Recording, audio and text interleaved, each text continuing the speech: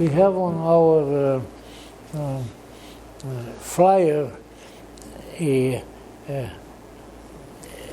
title for this evening that has to do with the occult pilgrims, with the people, various strange occult people who came to America, let's say prior to or maybe even during the founding of the American Republic.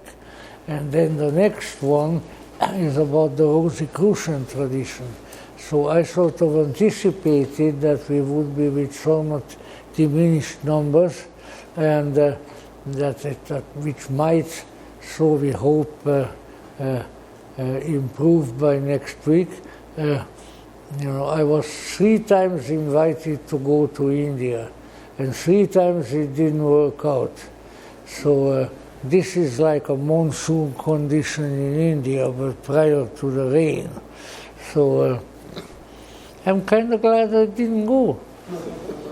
And I knew so many people, really wonderful people, who went to India during my tenure here, and who then came back deathly ill.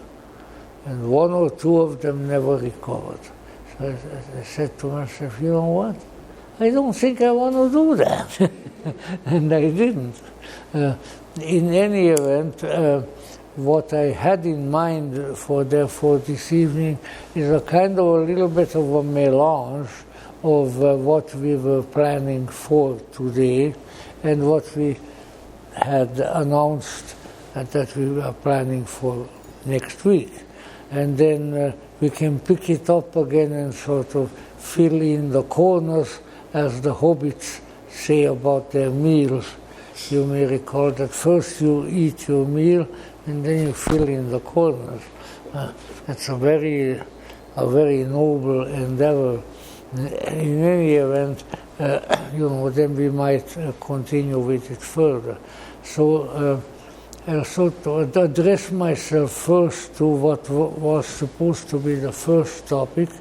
And this is something that probably too many people are not aware of, namely that beginning even before the founding of the American Republic, but certainly thereafter, even when the state of New York was New Amsterdam and was in the hand of the Dutch, that you had a considerable number of weird people, sort of 18th and 19th century hippies of various kinds, come over the ocean here. And interestingly enough, probably because of the proximity to the ocean and the ports and all that, they tended to settle in the state of New York. And of course, New York at those times was called New Amsterdam under the Dutch rule. I sort of sometimes regretted that the Dutch did not remain in control. Wouldn't you see what wonderful hams we would have, what wonderful beer we could have if the Dutch were in charge. But in any event, that did not come to pass. But certainly a lot of people of all kinds of nationalities and experiences and beliefs came into the country and settled mostly in the Hudson Valley of New York State, along the Hudson River. And some of the students of the various peoples on American soil tends to advocate the belief that these early groups of people were often what could be called occult pilgrims. That there certainly were a large number of unusual beliefs and practices that were brought in around that time. So you just didn't have nice, well-behaved Calvinist Presbyterians coming over the ocean or something like that, but some really strange people. In fact, I sometimes wonder how nice would it be if these early strange immigrants to the country were coming in now, instead of what's coming in now and what is here now, and I'll include myself. Because, people like that are very interesting people. You got to remember, the weird people are interesting people. The ordinary people are, well, just ordinary. And this has to be kept in mind. But there were really a lot of strange people, and they obviously were strange before they got on the boats to get here, and then they continued being strange, and it just went on. And it wasn't just one or two strange sects or so, but a whole bunch of them. Some of them became very popular and attracted a lot of people eventually over all the United States and even all over the world, such as the Spiritualist movement, which started in 1848 or so, early 1840s, and in Hydesville, New York. I don't know where Hydesville is, but I think it's probably related to the Hudson Valley. And of course, there were two young girls, sisters, who lived in this old farmhouse in Hydesville, New York, wherever that is. And then they were undoubtedly bored out to tears out on the farm. So they began to hear voices and hear strange noises, things of that sort, in the old farmhouse. And they decided that these voices were by the way, the girl's name was Kathy and Maggie Fox, the Fox sisters. And they came to the conclusion that these were communications from the souls of people who had lived there before and died. They were no longer there physically, and that they wanted to interact with people who are in the body. And so they devised and perfected various little techniques whereby they felt that they were communicating with these spirits, and that was the beginning of spiritualism. They were the first two mediums in the United States. By medium, they understood for a long time thereafter a person that acts as an intermediary between the world of those who are incarnate physically like ourselves and those who are on the other side. Now you also need to remember that this was, as spiritualism grew, it was also the time of the Civil War in the United States, which, as you may know, has garnered more casualties than any other war that the United States fought with anybody ever after. Not World War I, not World War II, not the Pacific Theater, nothing. The Civil War was the bloodiest thing that the United States ever experienced. And of course, the natural conclusion to be drawn from that fact is that there must be a lot of discarnate entities, a lot of ghosts around, and some of them perhaps are interested in talking to me. Why that should be the case, I don't know, but neither did those people. So, anyway, the spiritualist movement started. You also always have coincidences, and what coincided at that time was that meanwhile, back in Europe, going back a few years, an Austrian, I'm always looking out for my Austrian friends, an Austrian doctor, medical doctor, by the name of Franz Anton Messmer. He was from, hello there, have a seat. He was from the area of Lake Constance in Austria, which is a beautiful place, you know. One side of it is Germany, on the other side of it is Austria, and on the third side of it is Switzerland. Great, beautiful lake. Anyway, they were from there, or rather this particular doctor was, and he discovered something that he didn't quite know what the heck it was, and I don't think that people today know too much about what it was. But he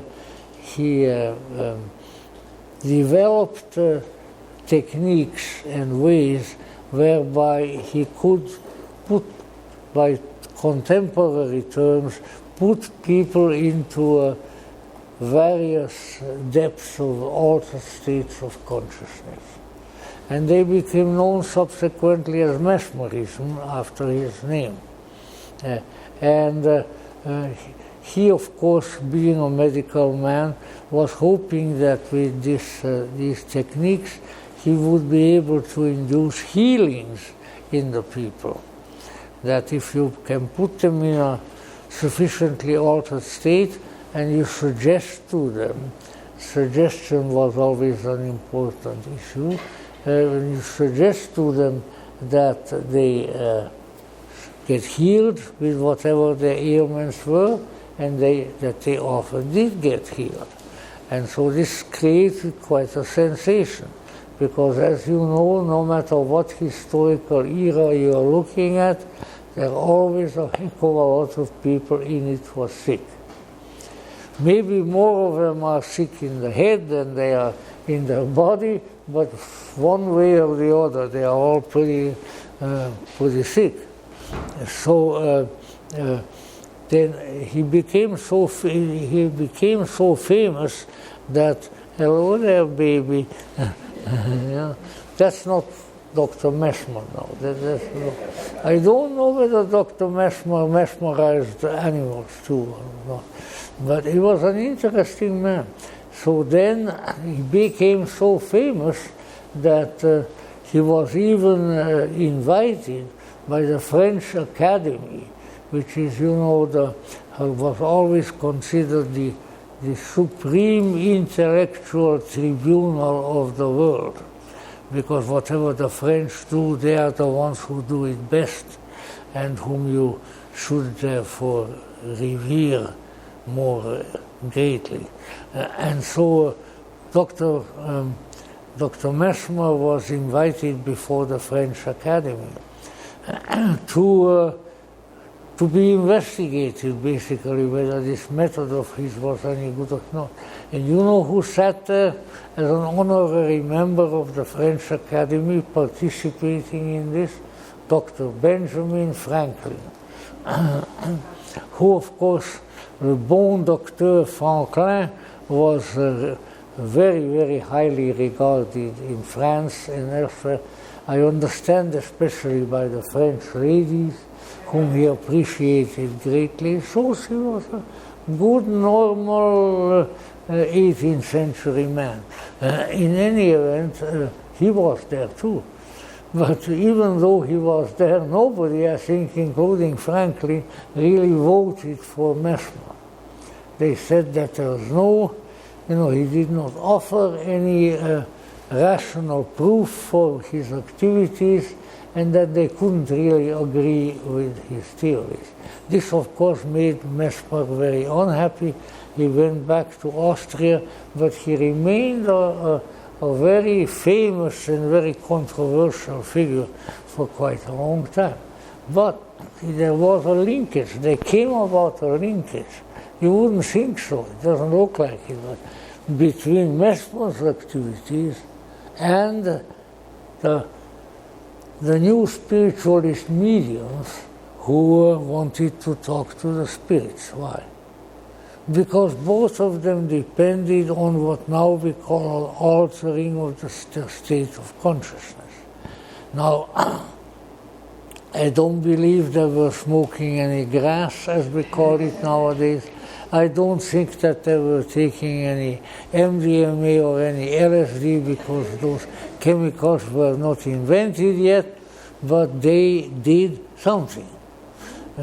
And so now there came about, let's say, a considerable regard for altered states of consciousness, no matter how acquired, on the one hand, and on a possibility of interaction with invisible beings, particularly the souls of the departed living, in the wake of the Civil War and other developments.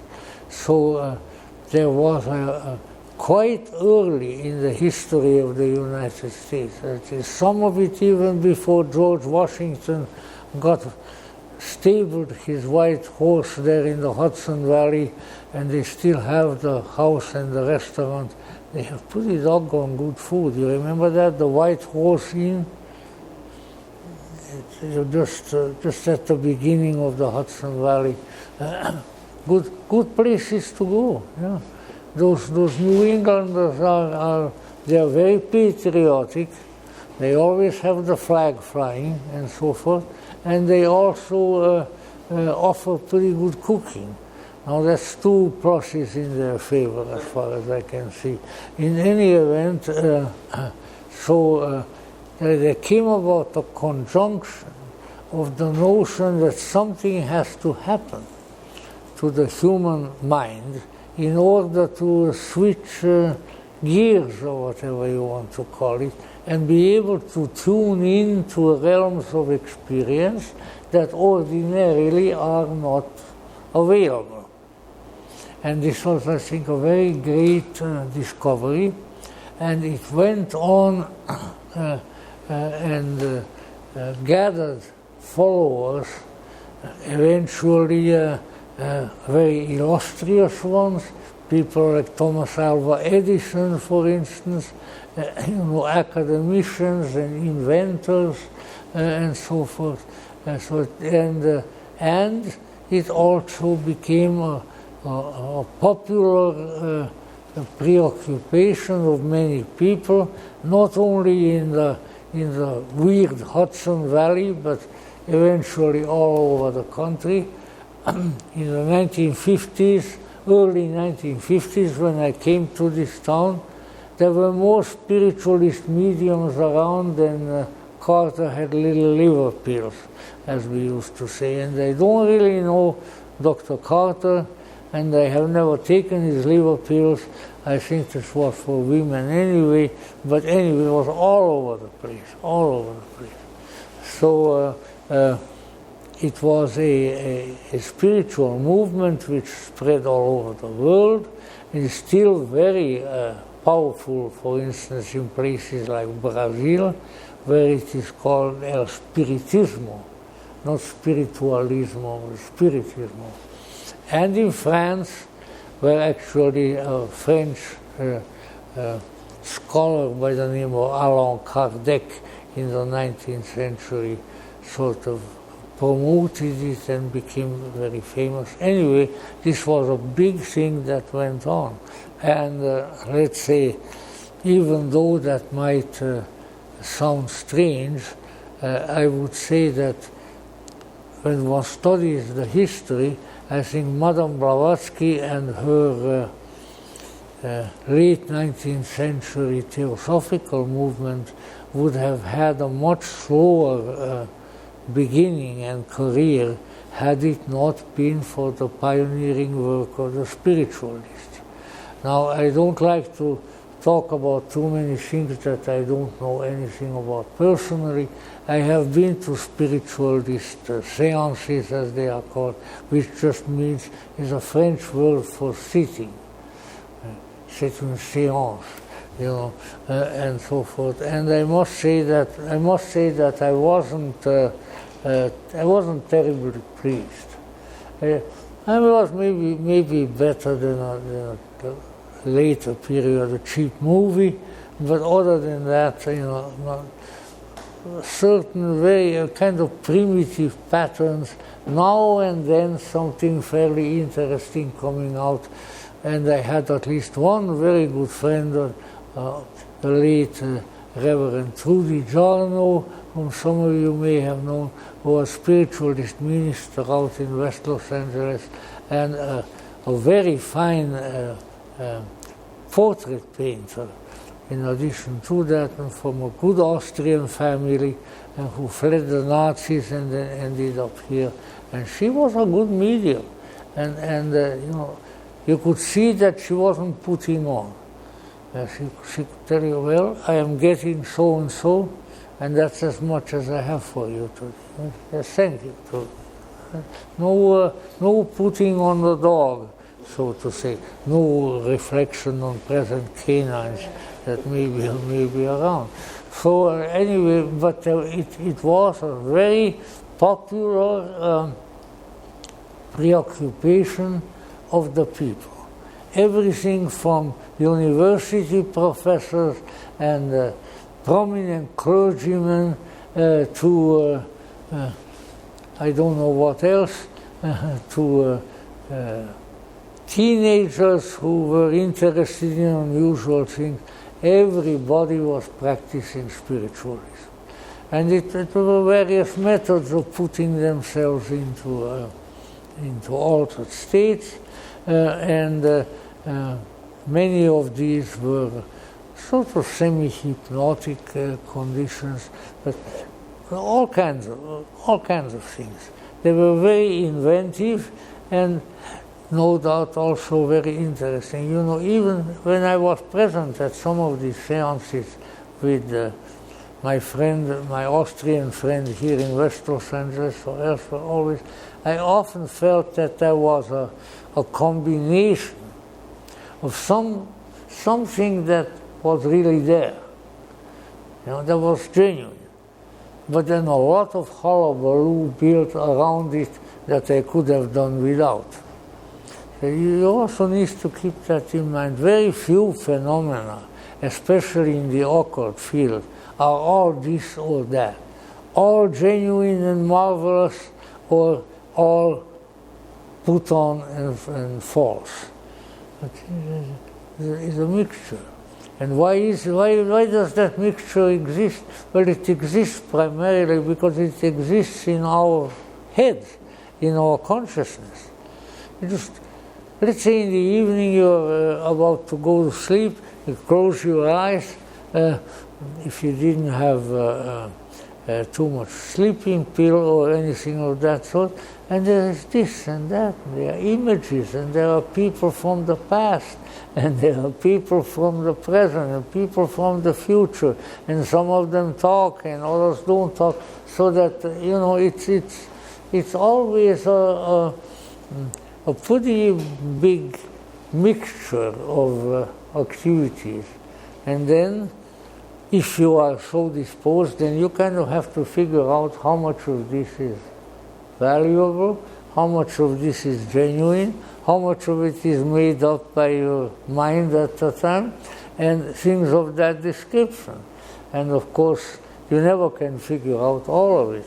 But with modern psychology, and depth psychology especially, Freud and Jung and people like that, we discovered ways of dealing with dream activity fairly well. But even there, what's inside is a mystery.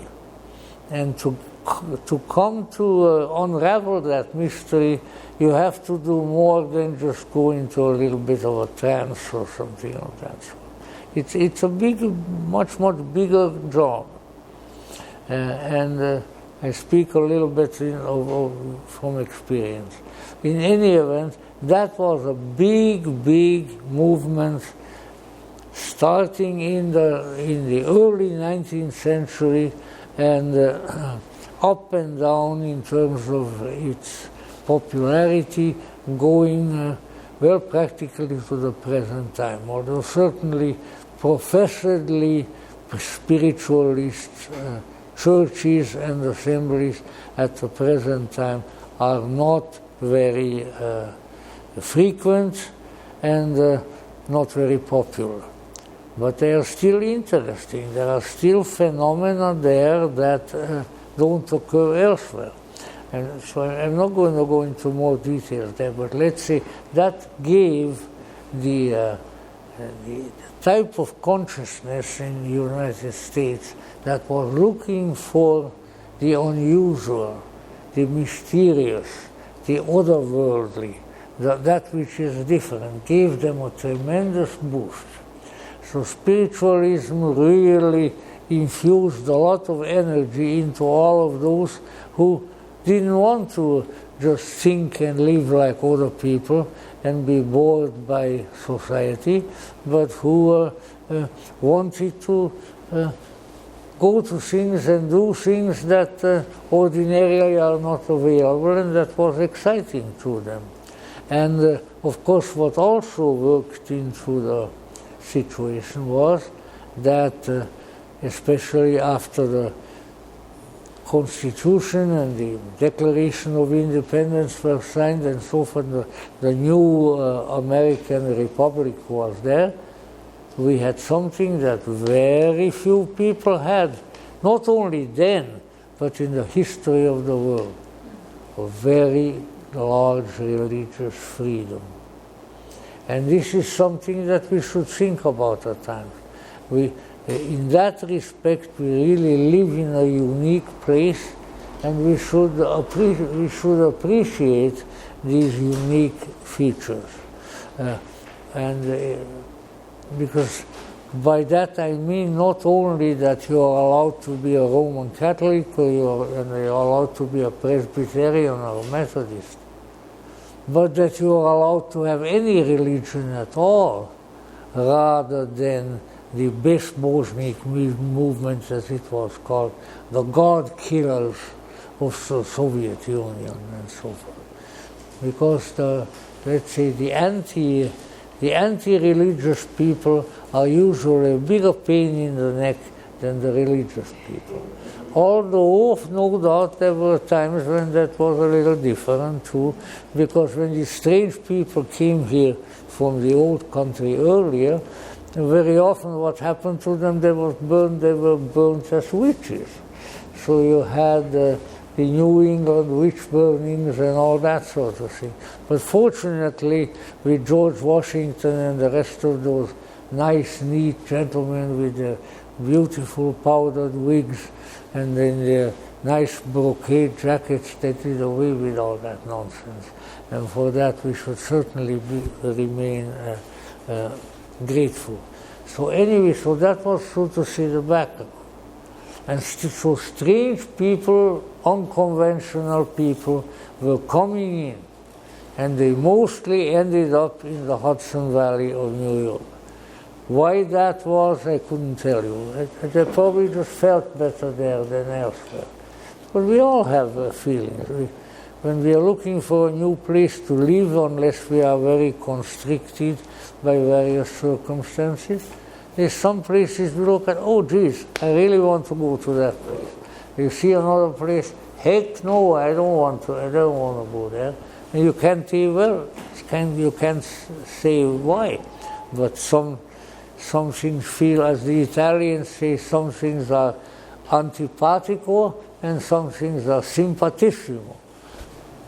Either very sympathetic or the opposite. Now then, so that was kind of the background. Now, what happened after that? Well,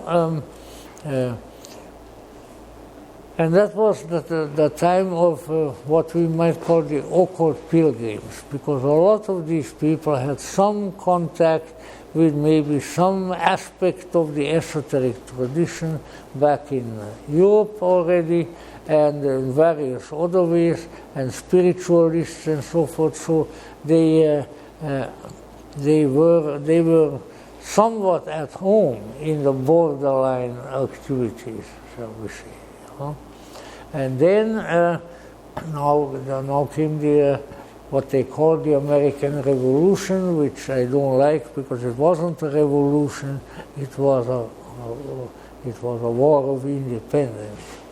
Now the French Revolution with a beautiful guillotine and all those things, yeah, that was a real revolution. But the American Revolution was not. Because, some people just go wild, and then they make the blood flow in the streets of Paris ankle deep, which has happened more than once. I like London much better than Paris. Because I sort of remember my great-great-grandfather who was in Paris during the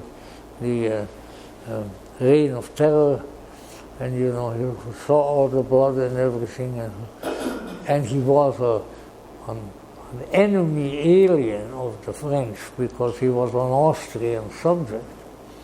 So he got out of Paris, he went and went and went.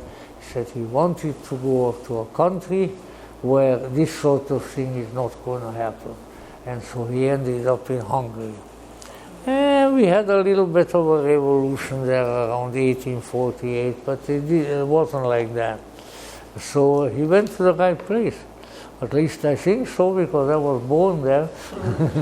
But let's say that's a sideline of the situation.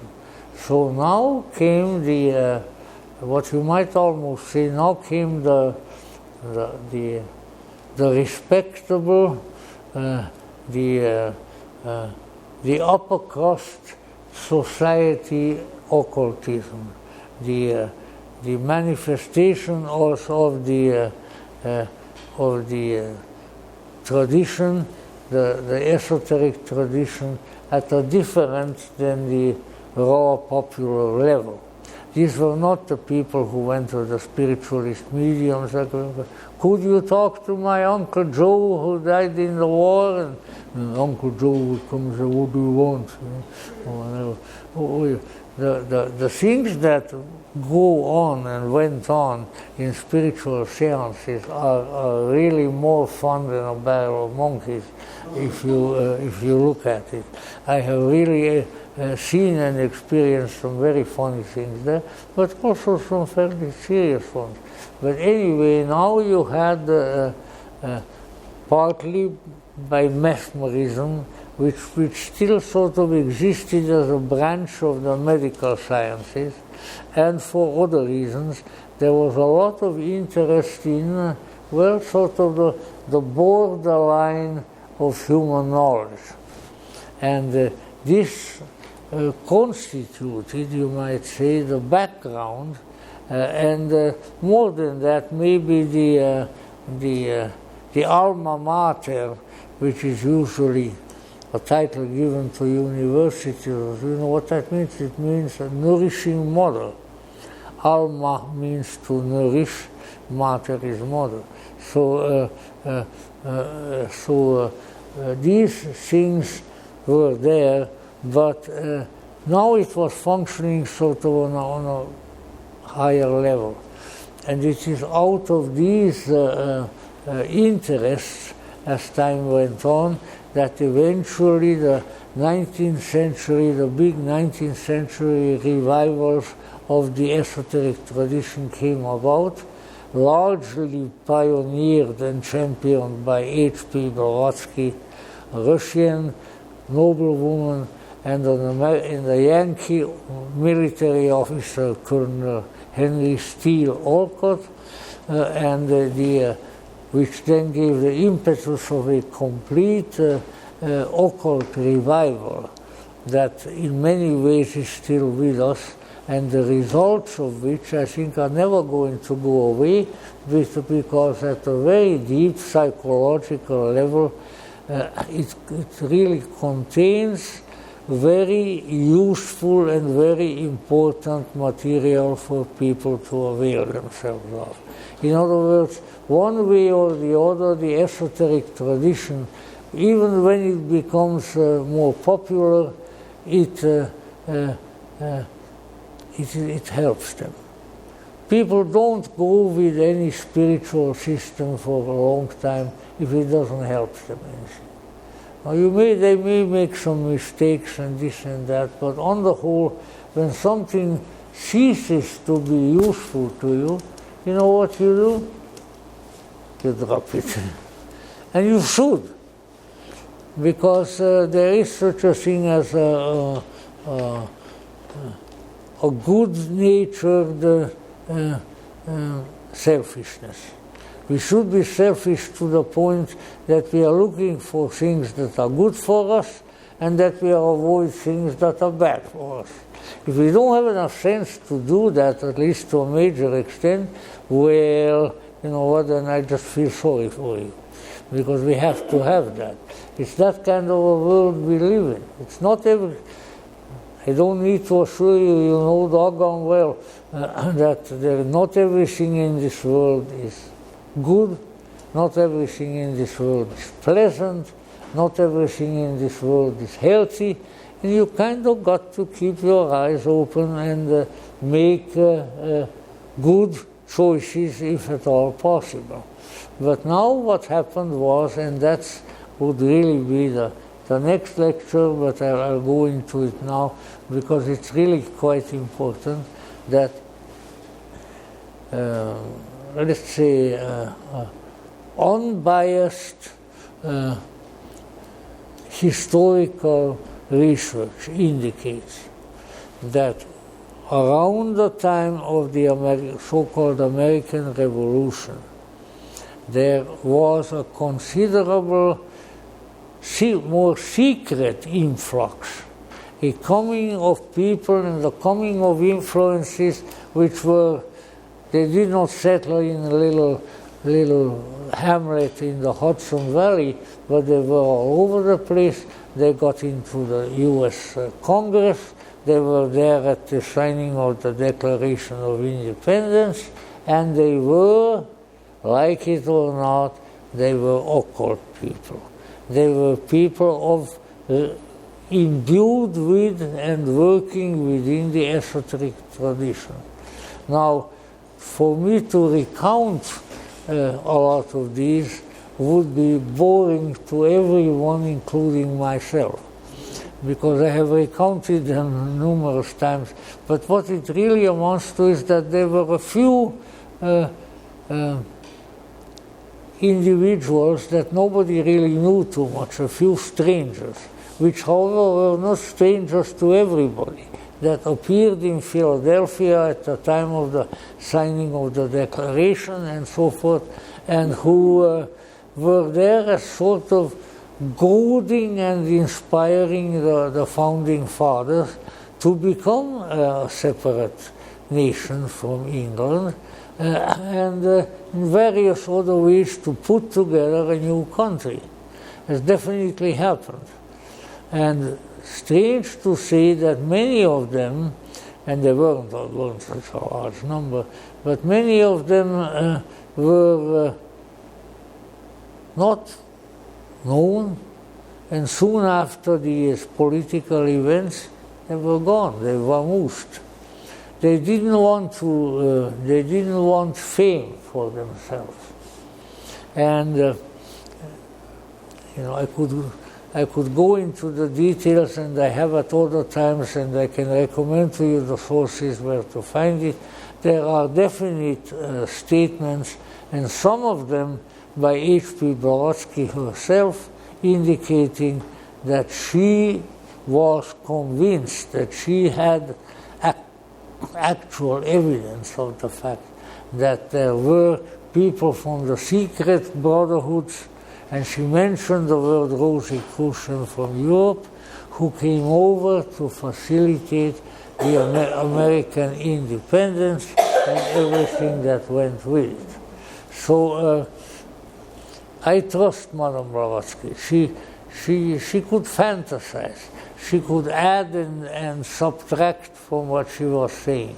But essentially, she was always still saying the truth.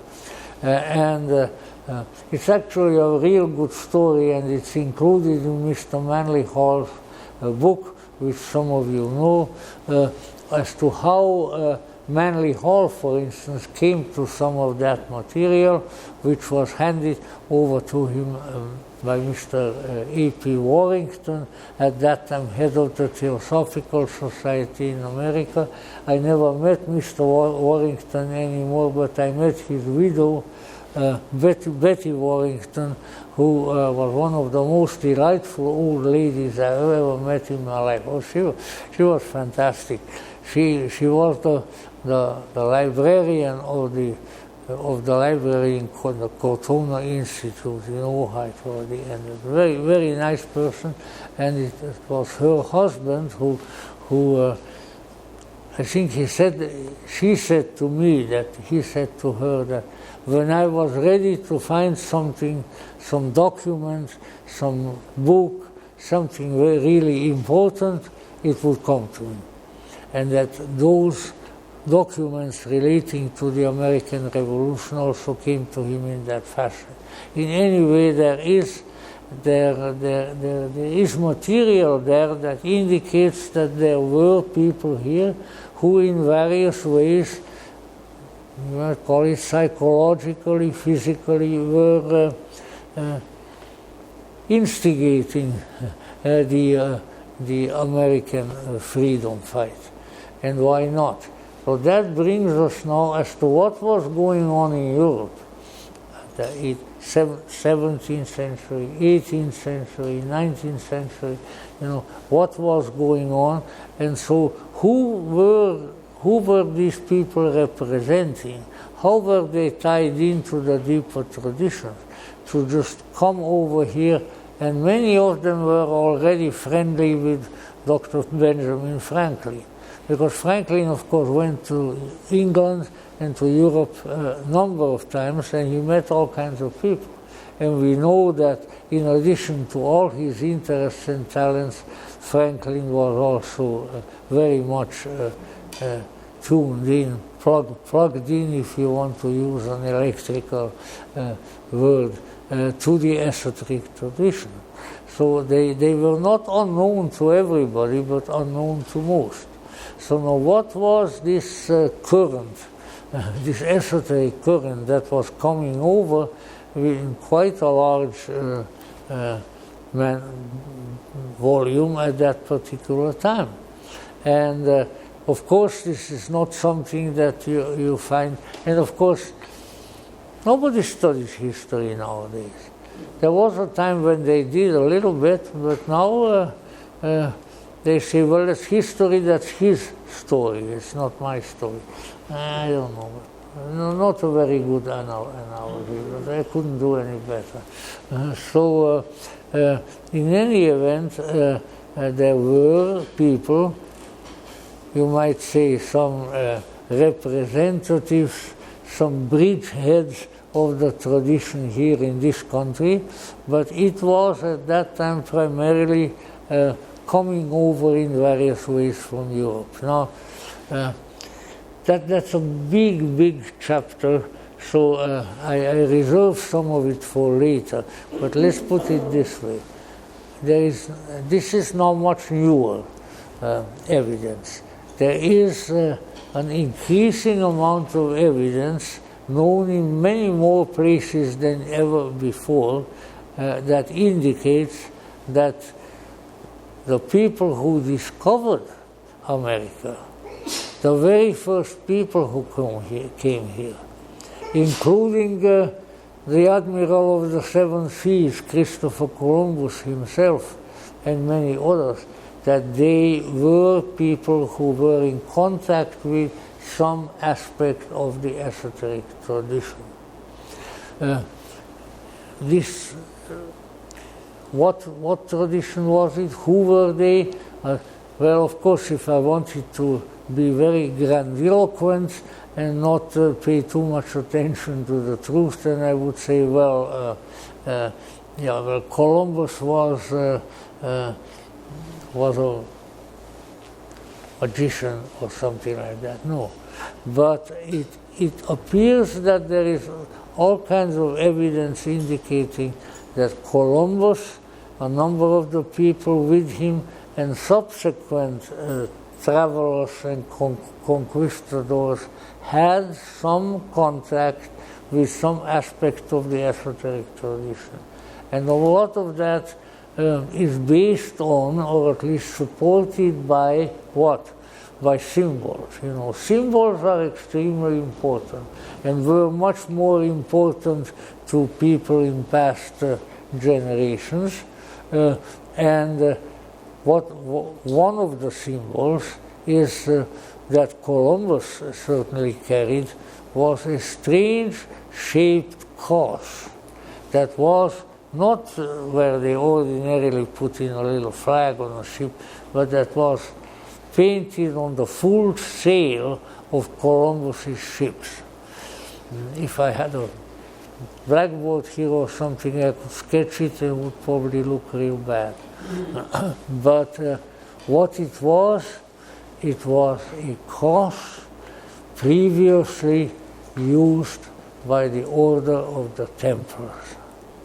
And the carrying of these symbols has convinced various people, including Manly Hall, whom I trust, that definitely Columbus was carrying a Templar tradition to the New World. And not only he, but Vasco da Gama, the Portuguese explorer, the same way. So there was, the Templar order was suppressed in the late Middle Ages. But hello there. But there was some substance. In fact, let's see, what's the famous painter? Not everybody says Picasso, and I have very little use for him. But let's see, Dali, Salvador Dali, yes. Salvador Dali had not more than 2 or 3 paintings that were his vision of the symbolism of the conquista when Columbus and his people came. And I remember one because it shook me really quite a bit when I saw it, and I wished somebody will find one on his computer if I mention it now. But it was, I think it is named Conquista, and so here's the coastline, and beyond the coastline, of course, the ocean. In the ocean are bobbing the Columbus' ship, the Santa Maria, and the other one, and from the ships, from the top of them, from the sail, flying in the air, huge brocade robes, and carrying crosses, and carrying, excuse me, carrying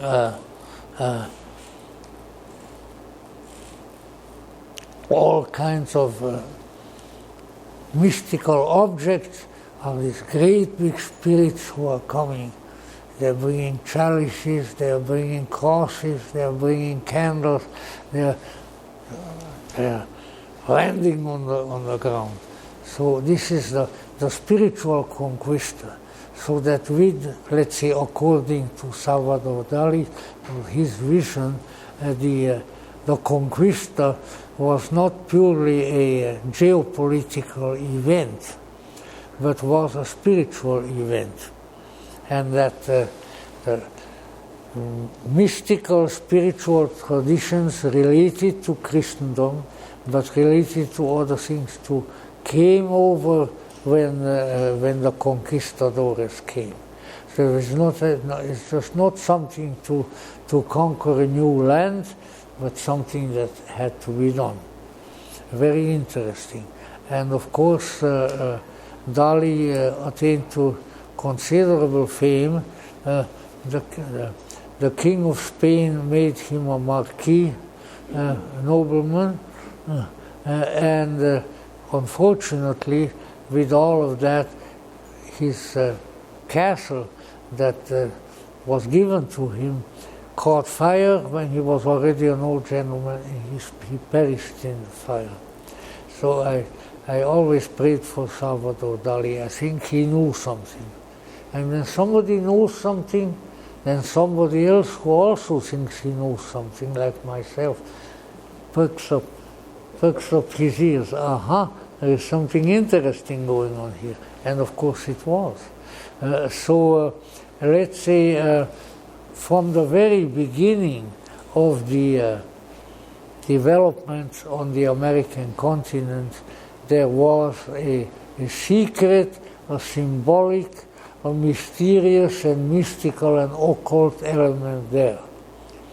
And that then undoubtedly, as time went on, and as the various people were drawn him who immigrated, but who also were interested in these things, there was a good foundation for these lights. And these were probably the very same forces that supported the War of Independence, the founding of the United States, and subsequently the whole growth of this gigantic and fabulous country that we still call the United States of America.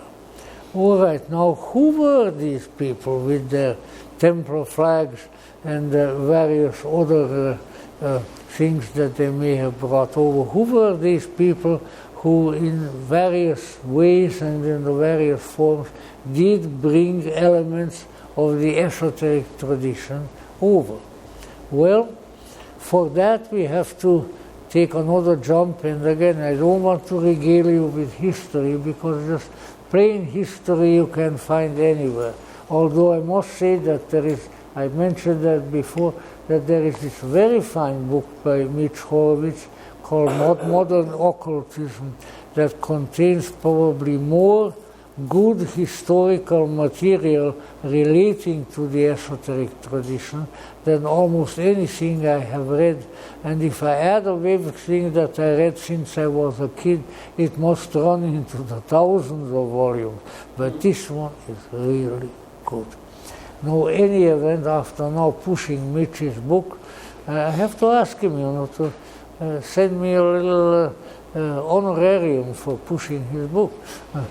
No, I wouldn't do that. In any event, according to what I consider to be really good historical records, the big, how should we put it? The big development that broke the back of European history was what? Was the Protestant Reformation. The Protestant Reformation, the coming of John Calvin, the coming of Martin Luther, of Zwingli and people of this sort. Why? Now, that's not just because I have a Catholic mind that I never left behind even when I became a Gnostic, but I'm saying that because certainly the study of history shows that all of a sudden something was happening that was radically different from what went before, and that, well, I would say for the most part, in my mind, for the things that really matter, such as the esoteric tradition, was a bad development. Now I know that the minister from the First Presbyterian Church here hears that, he might come and set our building on fire. But once again, this is not that these were really bad people who came and who wanted to do bad things, but that some elements of the culture, which they may seem rather strange to us now, but still were extremely important, and would have produced real good fruit in the future, were wiped away and done away with and were no longer here. And Christendom, which of course is a European, well, it's a Middle Eastern religion foundationally, but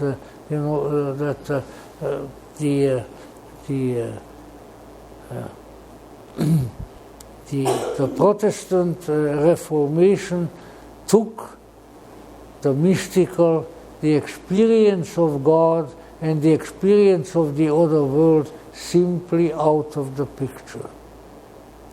And it never came back.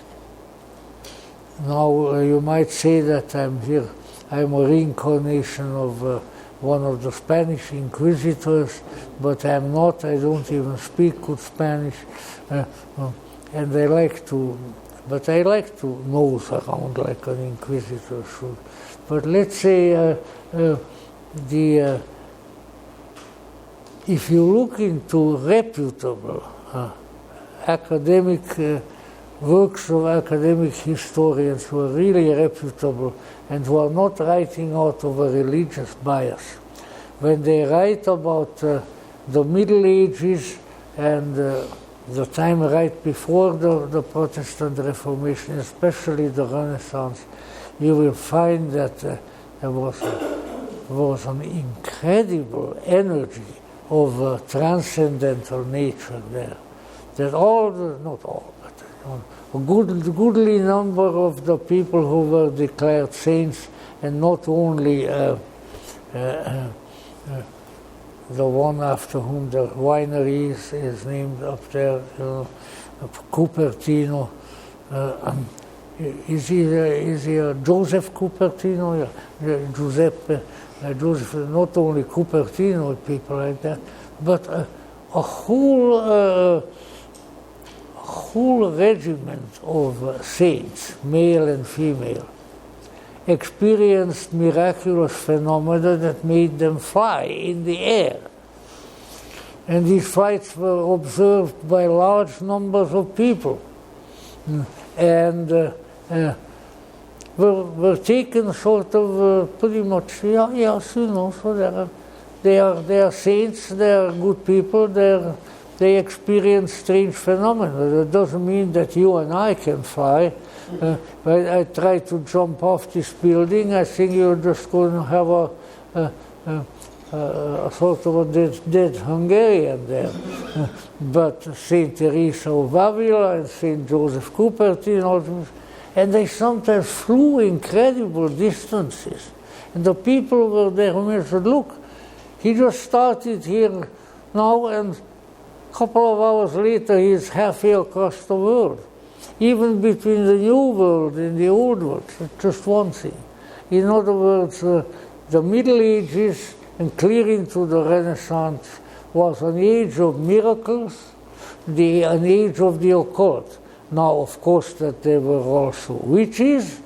Well, you have to deal with them. You have to find out what witch is which, and things like that. And that there were conflicts with other religions like Islam. We haven't changed that much. The conflict is worse than ever, and so forth, and all sorts of things like that. But it was a long period of time, beginning really with the early Christian centuries, the Alexandrian period, and so forth, and going on, where you might say the other world, the Hermetic world, the Gnostic world, even though you couldn't probably mention those. No, you could mention Hermetic. These things moved into the public consciousness, and practically the whole culture became a heavily occult culture. And the occult element and the ecclesiastical element fused. And they'll mention it. Then what happened? Well, of course, the Renaissance was still going great, because the Corpus Hermeticum and the various Renaissance writings, they were full of the manifestations of the deeper world. They were occult. But the church didn't worry too much about it, because at the same time they were born of the Hermetic matrix, and they did not consider the Hermetics heretics, unlike my poor friends the Gnostics. If you hear Gnostic, the eyes begin to flame. You know, I have gone through that a lot in various places, in various countries. But Hermetic, oh well, it might be interesting. So, however, let's say, then when Luther and his buddies, good German beer drinkers, you got to give them credit for that, came down to Italy from their respective habitats and so forth, and they were terrified, they were scandalized by what was going on in Italy. First of all, everybody was dancing and everybody was going to bed with everybody else, but you could find that in Germany too. So it wasn't that different, but somehow they felt that with the great interest in the ancient world, you know, one of the greatest of popes of the Renaissance, Pope Pius II, was a well-known poet in Latin and Greek, and who wrote poetry under the name of Aeneas Silvio Piccolomini, the Piccolomini being a very, very illustrious Italian family. You didn't become pope often unless you belonged to the high nobility of Rome. But in any event, various things of that sort, but the differently oriented Germanic mind of the reformers who were coming down visiting from Germany, from Switzerland, from Holland, from England, and so forth, was that they became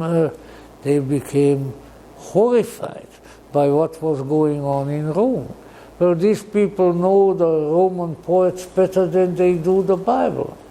Well, I tell you what, there are portions of the Roman poets that I prefer to the Bible. Not everything in the Bible is all that exciting. So you know the Protestants in sola scriptura, well, sola scriptura, yes, but also the Buddhist scriptura, also the Hindu scripturas, also the Shinto scripturas. How about them? But no, just the scriptures that they picked out. So let us say this began to create a big conflict. And the conflict continued, and all of Christendom, I think, sank down once again to a much lower level than it was prior to the Reformation. And then the Reformation, of course, did not just remain in the churches. The Reformation led to incredible conflict, because humans, you know, are that way. If they disagree about something, they have to fight about it.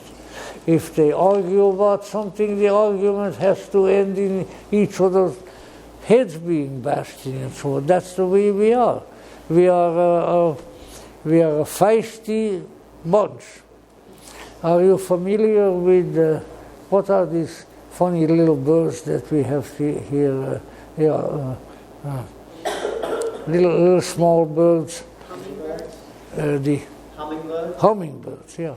Now, you know, the humans are in their psychology rather like hummingbirds.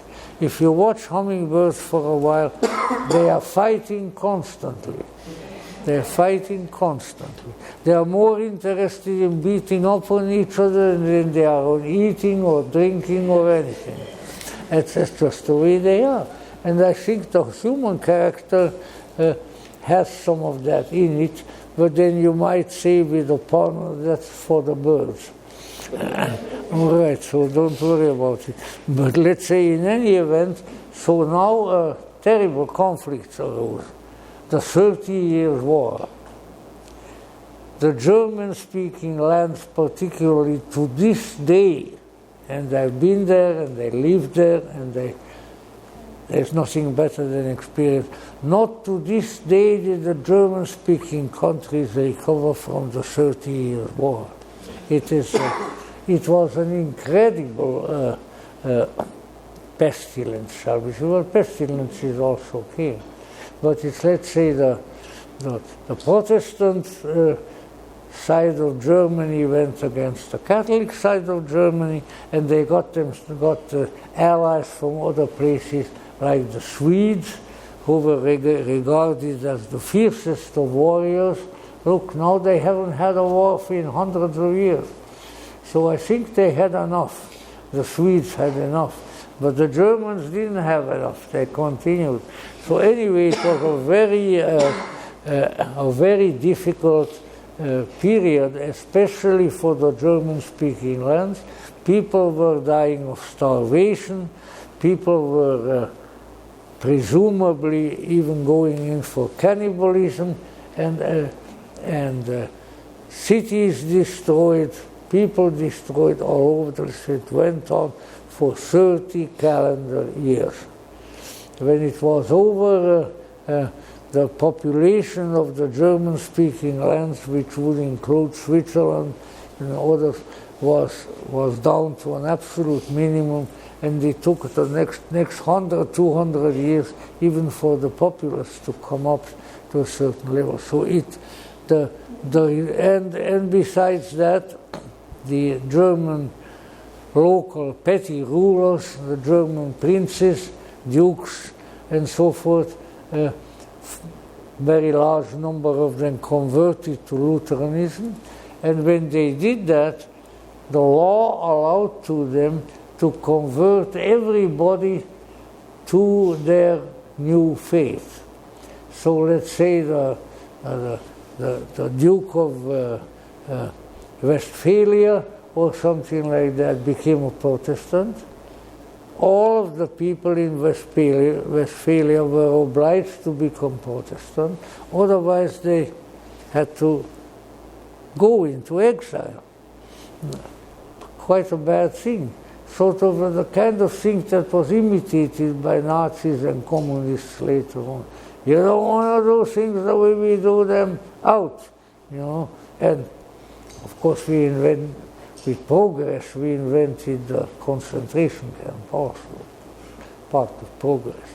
So in any event, practically all of Europe, but mainly the German-speaking countries, got into a terrible shape. And to this day, when you travel in Germany, I remember I was shocked by it. Wherever in a town, village, you see a really beautiful old church, you go there, you want to see it's a Protestant church. Why?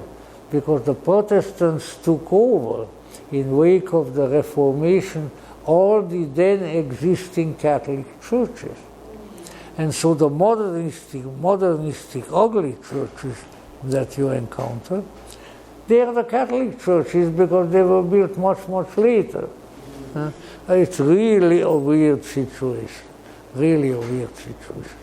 So in any event, you know, things changed tremendously in the wake of the Reformation, and they also changed, which is probably the most regrettable, in spiritual matters. And so what came to pass was that those who were still interested in the mystical, in the occult, which previously was taken care of by the saints and by the sacramental system, the Holy Communion, things like that, all of these people were now without their spiritual nourishment to a very large extent. Because what did you get in the Lutheran churches? A boring sermon, probably much too long, some organ music, some mediocre hymns to sing, and that's it. I've been there. I know what it sounds like. Most Protestant services are, I think, have been devised for the purpose of general boredom. That's just it. Even, I'm sorry to say, the good old Church of England, because if I may say so, and I will say so, the trouble with the Church of England has been that ever since the day of Henry VIII, the Church of England couldn't make up its mind whether it wants to be Catholic or whether it wants to be Protestant. And as the result of that, it is a strange melange where you have to watch yourself as to what you do. And I had some very good friends, especially one who died a few years ago back east, who were Anglican priests, and so we understood each other very well. For one thing, the one good thing that has happened to the Anglicans in America or elsewhere is that owing, I think, to this spiritual vacuum in the church, they almost all became very interested in Jung. So the predominant number of the Jungian clergy of any denomination is Church of England, because they are looking for something like that. And of course Jung is the mystic. So anyway, that is a little sideline, but so things changed very radically, and in my mind not very favorably, with the coming of the Protestant Reformation. But what about the poor people in Germany? What about the poor people in France? What about the people in Switzerland and so forth, who now the mystical part of the religion was taken away, and substituted for it was just, as I say, a lot of mental, intellectual exercise, a lot of yak, and some boring hymns and so forth, nothing else. So what happened to them? Well, they were looking to find something that might be interesting, that might be exciting, that might be mystical. And they couldn't find it in the mainstream churches because they had become Protestant. So what happened then? What happened was that strange developments took place, and they mostly took place, as far as you could tell, not so much among the clergy, although even the Lutheran church clergy were sometimes involved, but among the people. The people were searching for things that were deeper, that were more transformative, that were psychologically more exciting than what they were getting in the, at that time, primarily Lutheran churches. And the result of it was that there appeared clandestinely. Clandestine really means dark. When you don't turn on the lights and you wander around in the dark, then you're clandestine, although it has other technical applications as well. So in any event, people got together, and from, no doubt, from pre-existing sources, written sources, and out of their own experiences, they began constructing or reconstructing occult doctrines and, let's say, elements of the esoteric tradition. And the first and most mysterious of these, which is still a mystery in spite of all its imitators, was the coming of the Rosicrucian mythos, which originated in Germany. I don't want to brag, but I've been in the place and in the very church where the Rosicrucian manifestos, the first documents, were authored, which is a church in Baden, in the state of Baden-Württemberg. At one time those were two states, but now they are one. And a very, very beautiful medieval town, and there, in the main church, which of course became Lutheran, there was a pastor who everybody apparently suspected was quite an occultist and quite a mystic. And he apparently authored 3 documents, pretty long ones, which became known as the Rosicrucian manifestos.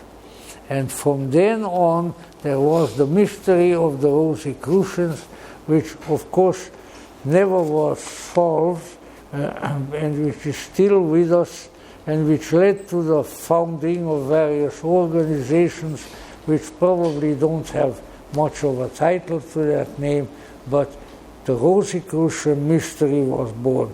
Now I will read to you just a few very short paragraphs from Mitch Horowitz's book about the beginnings of the Rosicrucian movement, because he can do this really better than I can. So here we are. In 1614, that's still pretty early, in 1614 a mysterious manuscript circulated in Central Europe. Authored anonymously in German, it was called the Fama Fraternitatis, so it was German but with a Latin title, which means the story of the brotherhood.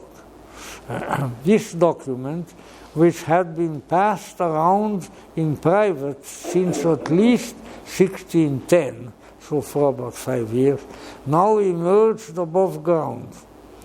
It proclaimed the existence of a hidden fraternity of hidden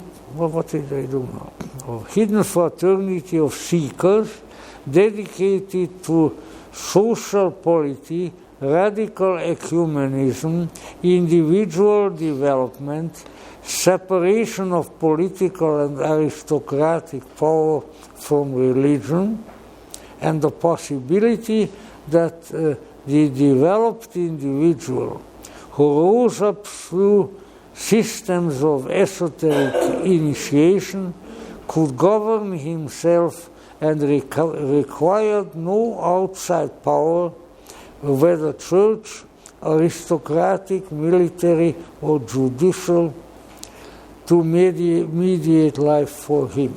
This is a little bit misleading in the sense that such may have been the initial mythos of this mysterious and never completely unraveled Rosicrucian mystery. But as soon as there were people who owned up to being practicing Rosicrucians, they did not abide by these caveats that you have here. So in the response was shock and enthrallment. What a nice combination. Who was this mysterious fraternity calling itself Brethren of the Rosy Cross or Rosicrucians? They were sometimes deemed an invisible college. I wish some of the colleges now were invisible. They were deemed but college just really means a collection, collegium, a collection of people. Invisible college. The following year, 1615, excitement grew when there appeared another anonymously written Rosicrucian manuscript. This time written in Latin, it was called the Confessio Fraternitatis, or Confessions of Our Fraternity. In the Confessio, which included John Dee's Monas Hieroglyphica, so these are manifestations of the esoteric tradition during the earlier period, including John Dee, who was a big magician. In a conjoined tract, the mysterious Rosicrucians revealed more of their story.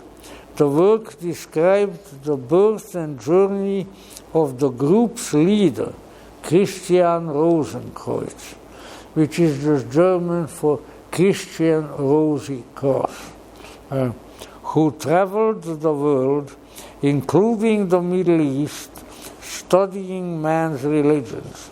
The legendary pilgrim was said to have lived for 106 years and was entombed in secret. Now, the story continues a little bit. In 2 years later, in 1916, 2 years later, 1916, there appeared the third and final of the original Rosicrucian documents, a religious allegory called The Chemical Wedding of Christian Rosenkreuz. Well, I would advise you that if you are going to have a wedding, don't have it chemical. Unless, of course, you have some of the nice substances around that we all had some interest in the 60s. But in any event, this one was again written in German. Okay. The work is attributed to Johann Valentin André, who lived from 1586 to 1654, a Protestant reformer and hermeticist.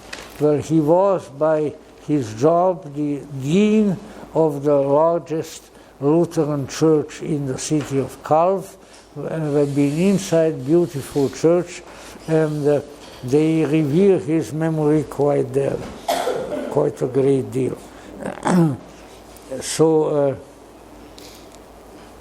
the Chemical Wedding included references to John Dee, the Monas hieroglyphical wedding, included references to John Dee, and appeared on the title page and adjoining the wedding invitation, and principles of alchemy, especially joining masculine and feminine energies to create a divine hermaphrodite. Well, they were quite a bit ahead of their time. A lot of people are working on that now.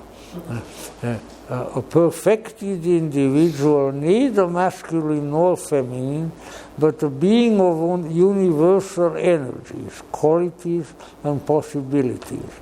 This alchemical parable was a religious allegory about a young seeker named Christian Rosenkreuz, called to assist in a royal wedding, a joining of male and female energies.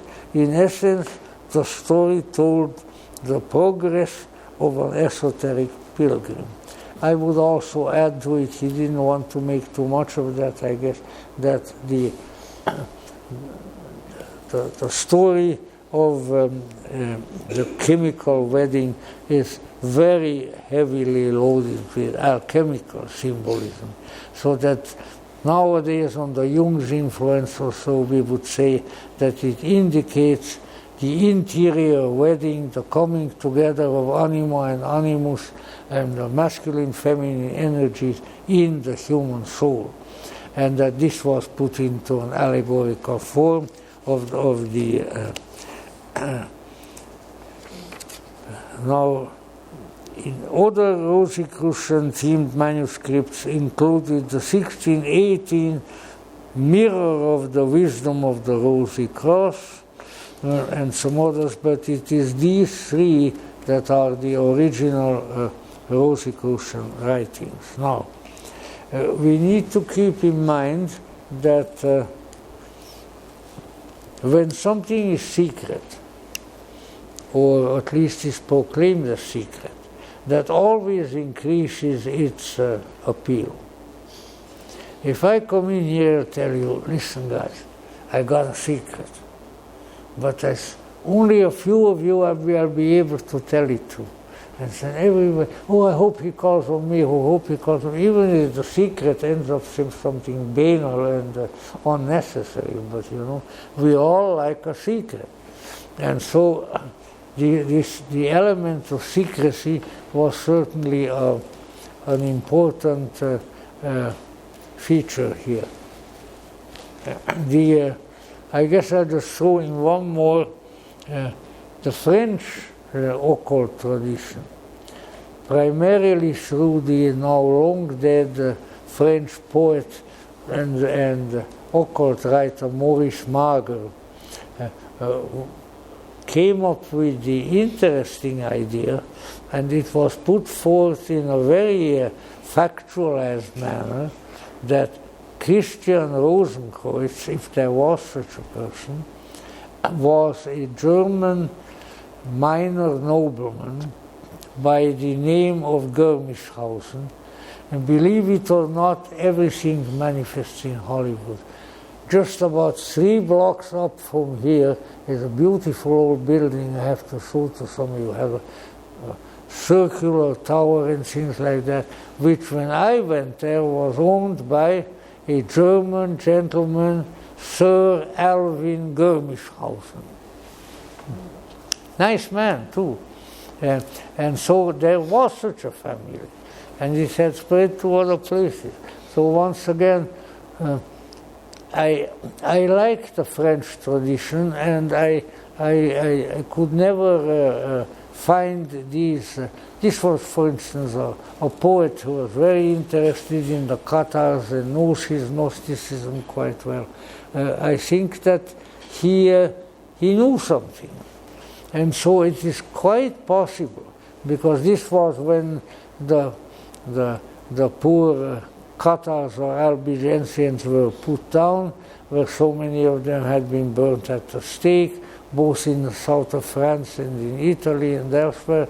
And so it could very well be that, as he poetically writes it, Maurice Marger, that from the beautiful big forest of the Cathars, which was burned down by the Inquisitor, there survived one tree. And this tree was transported to Germany, and its name became Rosy Cross. So this is quite possible, because such teachings as we find, even though they are pretty disguised, are very Gnostic in tune. And so I would say that, to the extent that there was an organization of sorts that was Rosicrucian, it had a strong Gnostic undertone. Now, so this was the beginning. But whoever continued with this Rosicrucian tradition after maybe the founder Germischhausen never revealed who he was. So the secrecy angle continued. And that has led to various things, led to a lot of speculation. Who are these guys?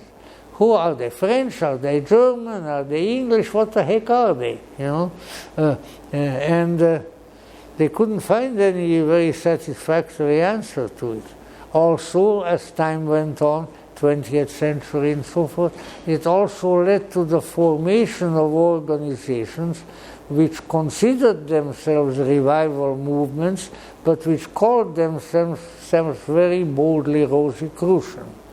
One of these was one that I encountered quite soon after I came to the United States, because I was reading, of course, always, and that was the AMORC, A-M-O-R-C, the Ancient and Mystical Order of the Rosy Cross, that was founded by an American gentleman, Herr Spencer Lewis, and subsequently continued by his son Ralph Lewis, and which, when I read their books and things like that, it seemed to me like a somewhat jazzed up version of Theosophy. It had everything in there: reincarnation, karma, Rosicrucian masters, you know, all kinds of things. I said, well, you know what, I have already studied this stuff, and I don't need to go to San Jose, to the headquarters of AMORC. But later on I was introduced to Mr. Ralph Lewis, who was the son of Spencer Lewis, and who all became his successor as the head of the organization. Was a very nice man. So I came to the conclusion that whatever claim to authenticity these folk had, it wasn't totally fabricated.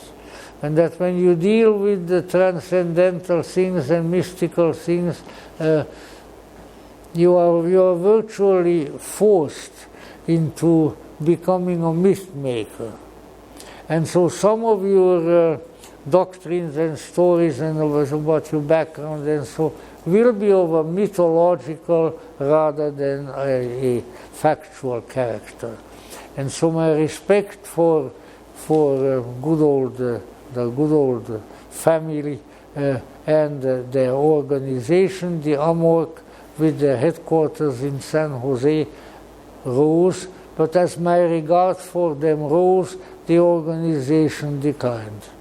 And it is still around, but it's no longer what it was. And let's say I'm not too interested in it because of that decline. And I regret it because I think they were doing good things. They latched on to the advertising industry. So when I came to the USA, everywhere, well, not everywhere, but the majority of periodicals, books, all would have a big advertisement in it. Do you sometimes feel that you have been reincarnated? Would you like to gain the wisdom that Akhenaton, Jesus Christ, and I don't know who had? Then write to Post Office Box so in San Jose, you know. And a lot of people did, and a lot of people profited by it. I knew some people who were long-time AMORC members, some of them from Latin America, who read about it there in Spanish, and they felt that they have really profited by this. But that was not enough. Then a little later, I think Mr. Ralph Lewis was at one time not Ralph, it was his father. Ralph Lewis was also a member of the Theosophical Society. But then came another issue. There was a German gentleman from a minor German noble family, von Grashof was their name, who was here in Los Angeles. He became the vice president of Los Angeles Lodge. At that time they had two lodges here, Peasant Lodge and Los Angeles Lodge. And this gentleman then felt that he would do much better putting out the theosophical teachings really if he called it Rosicrucian. He went to Germany. First he was I don't think you are that interested in this, neither am I, but I'm saying it just the same. Anyway, I never met Mr. Heindel. He was long gone by then. But apparently he was a very nice man. And for one thing, he took under his wings, only for a year or so, but was very much appreciated, a tall, heavy-set young man who had arrived in California in the 1920s, whose name was Manly Palmer Hall. So, and later, many years later, once I saw somebody confronted Mr. Hall and asked him because he studied all these things, as to what he considered that his religion really was. And he said, I'm a Rosicrucian Christian. That's what he said. Now, you can attach anything to it. He certainly knew his various Rosicrucians, and he thought rather highly of Mr. Heindel. So Heindel was not a faker, but he just couldn't fit into the existing situations, and then he organized a very nice organization at that time with beautiful buildings in Oceanside, California. If you ever go towards San Diego, this is about halfway to San Diego, then look for a place, it's just a mountainous area right on the edge of San Jose. No, San Jose is the other way. In any event, which is called Mount Ecclesia, Oceanside, not San Jose, that's the other organization. and very beautiful buildings, beautiful architecture, and they published all kinds of interesting material. I was a little bit interested in them because I felt that Heindel's presentation was very mellow and very nice and very polite, and that it was often better stated than many of the theosophical books. But then Mr. Heindel died, his wife took over, whose love, in addition to Rosicrucianism, was astrology. And then practically the whole organization acquired an astrological veneer. And a lot of people left it and so forth, but it is still in existence, although I understand that there is not too much going on in Oceanside. But if you ever go that way, go and see it, because it's a heck of a beautiful place. I tell you, if somebody gave that to us as a present, I would take it right away. But I doubt it that even now, when there are few of Heindel Rosicrucians, that anybody would be giving it away. Because with everything, whatever that you can say about them, they were not fools, and they still are not. But in any event, so those are the three major organizations. But lest I be guilty of leaving something important out, when I was in Calf in Germany, when I went to the church where Johann Valentin Andrea was the dean at one time, and then I went to Hermann Hesse's birthhouse, because Hermann Hesse was born in Calf also. It's really an interesting place.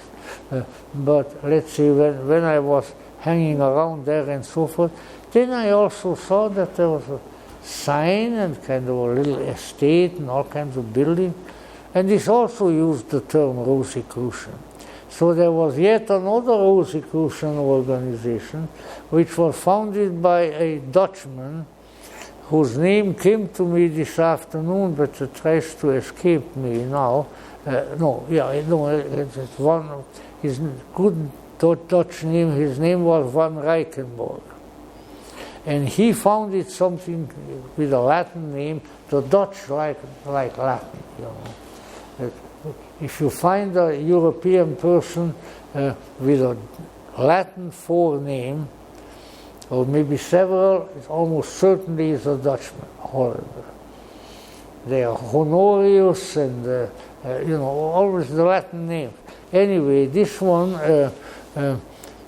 had founded an organization called the Lectorium Rosicrucianum, always Latin, which means the Rosicrucian readers, Lectorium.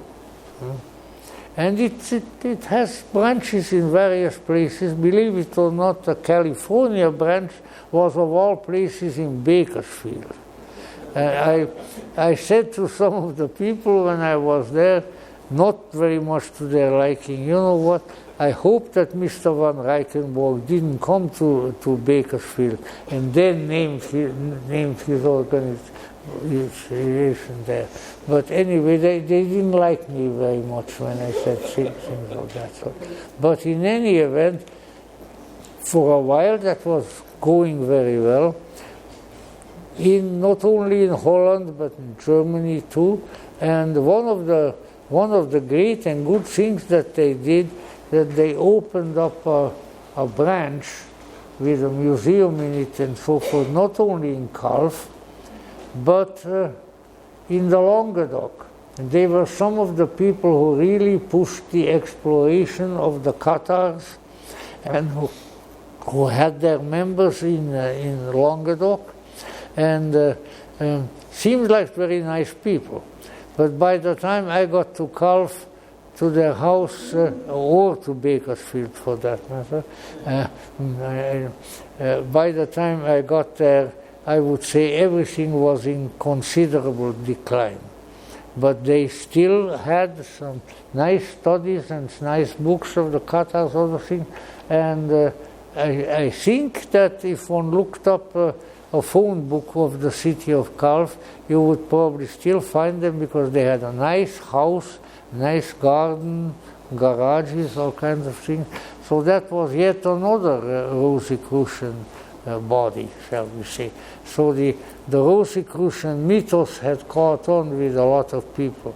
But I think that once again, and I have various other things in mind, so I reserve them for next time, going to the title. And I will invite you, and then I'll talk about it next time, to look at this great big book here, which is Mr. Hall's big book, as we used to call it. And there is a wonderful painting there of a certain set of Rosicrucian symbols. And you look that over, we'll have it here next time too, and then I explain to you why I wanted you to take a look at it, because it's not only appeals to me very much, but it is actually this is more a symbol that was used by the Rosicrucians, who were at the same time allied to Freemasonry, because this design, if there are Masonic brothers here, this design you will recognize as the symbol of the 18th degree of the Scottish Rite.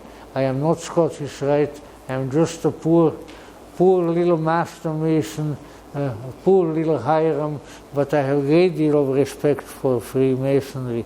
And so if you take a good look at that, and then we can talk about it further later. So anyway, then a kind of alliance occurred. One of the results of which was, and that certainly should not be forgotten, was the founding and the work of the Hermetic Order of the Golden Dawn, which in Blavatsky's day and with her approval still started in England, and of which people like William Butler Yeats, Aleister Crowley, all kinds of famous people were the members, and which has done a very interesting work in reviving sort of the magical overtones of Kabbalism and of Tarot. We wouldn't have a modern Tarot if it weren't for them. Very interesting people, and it went out of business, but its traditions survived. One of the survivors and revivers of whom was our good friend, which he was so at the latter part of his life, Dr. Israel Regardi, who helped us put on some Golden Dawn rituals and things like that. Very nice man. I had a letter from him just 1 day prior to his death, when he moved to Sedona, and he said, well, I hope that in another month's time I can be down in Los Angeles and we'll meet with you guys, but by then he was gone. But there were some signs before I got his letter that were strange and that I attributed to him. Something appeared on a book, a design that only he or people who were from that group would have known. And I said, my goodness, what is this? Yet the next day when I went to that same book, what was not there was the design. And I said, well, I think that dear old Israel Regardi is sending a signal. Well, that was the day when he died. He was a good magician and really a very nice man. So if you come across his recensions of the various Golden Dawn rituals are the most accurate and the best, and he really did a lot of good.